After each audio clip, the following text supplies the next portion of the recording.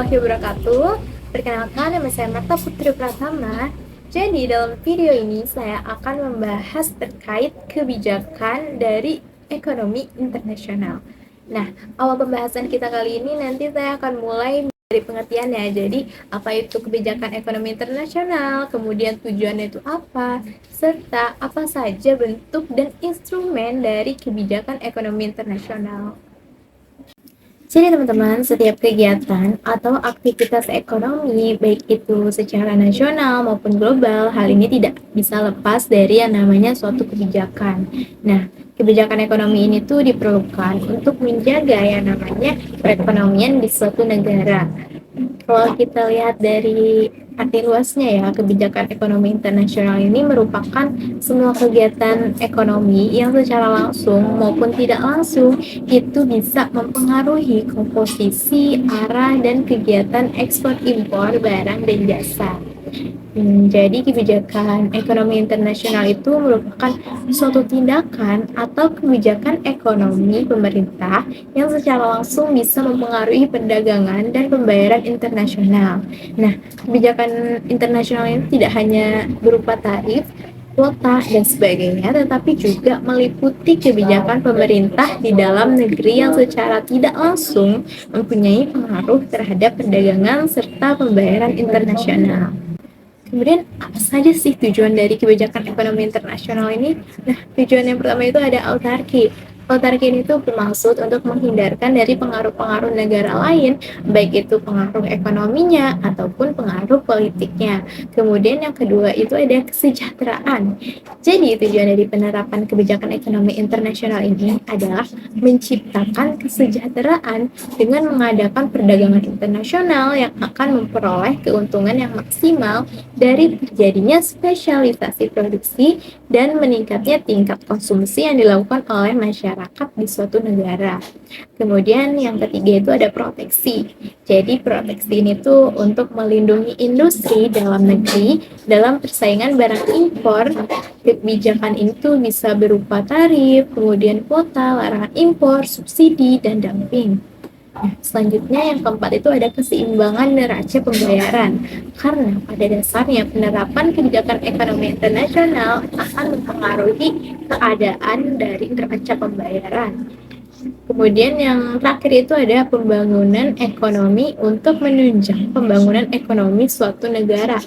Jadi pemerintah dapat mengarahkan perdagangan internasionalnya dengan kebijakan seperti perlindungan terhadap industri dalam negeri yang baru tumbuh, kemudian mengurangi impor barang yang non-esensial dan mendorong impor barang-barang yang lebih esensial.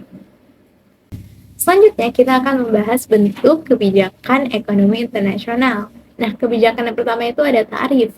Jadi yang dimaksud tarif ini tuh merupakan suatu pajak yang dikenakan kepada semua barang yang telah melewati batas dari suatu negara. Nah, tarif ini tuh sering disebut juga dengan bea masuk. Jadi beberapa bentuk tarif itu yang pertama ada bea ekspor. Bea ekspor ini merupakan pajak atau biaya yang dikenakan kepada barang yang diangkut atau dikirim ke negara lainnya. Jadi itu ada batasan wilayah di mana barang itu tidak kena pajak, yaitu dengan customs area di mana semua barang bebas bergerak tanpa terkena bea masuk. Namun jika sudah melewati batas, hal ini tuh akan membuat barang jadi terkena bea ekspor. Kemudian yang kedua itu ada bea transito. Nah, bea transito ini tuh merupakan salah satu jenis tarif atau bea yang dikenakan kepada barang-barang yang telah melewati batas wilayah suatu negara dengan ketentuan bahwasannya barang-barang tersebut tuh memang tujuan akhirnya akan dikirim ke negara lainnya. Kemudian yang terakhir itu ada bea impor. Bea impor ini tuh merupakan pajak atau bea yang dikenakan kepada barang-barang yang masuk ke dalam customs area yang dimana tujuan akhirnya adalah dalam negeri. Dengan demikian, segala bentuk barang-barang yang masuk ke dalam negeri akan dikenakan pajak sesuai dengan aturan yang berlaku. Kemudian bentuk yang kedua itu ada kuota. Nah, kuota ini tuh merupakan sebuah pembatasan yang diberlakukan kepada barang-barang impor dan jumlah ekspor. Jadi kuota ini tuh ditentukan oleh pemerintah. Nah, terdapat dua jenis kuota. Yang pertama itu ada kuota impor dan kuota ekspor. Kuota impor ini tuh merupakan batasan yang diberikan dan diberlakukan kepada setiap barang impor.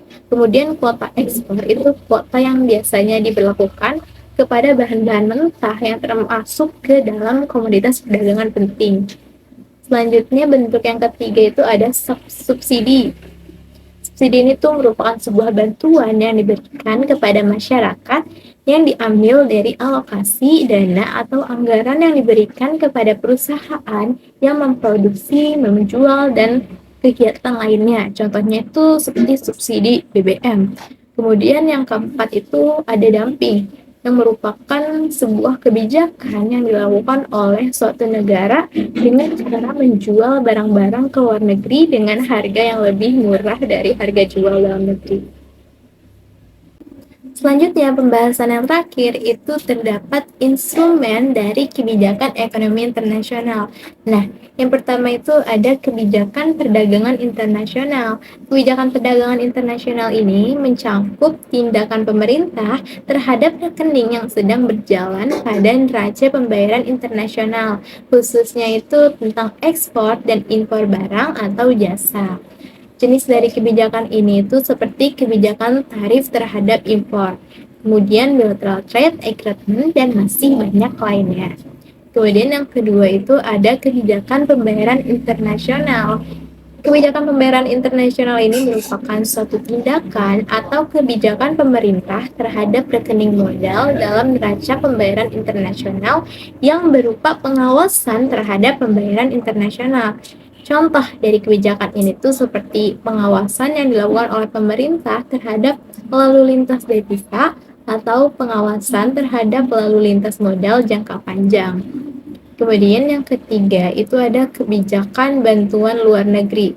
Nah, kebijakan bantuan luar negeri ini merupakan tindakan atau kebijakan pemerintah yang berhubungan dengan bantuan atau pinjaman dan bantuan yang bertujuan untuk membantu rehabilitasi serta pembangunan dan bantuan militer terhadap negara lain. Baik teman-teman, cukup segitu saja yang bisa saya sampaikan. Kurang lebihnya mohon maaf. Wassalamualaikum warahmatullahi wabarakatuh. Thanks for watching guys.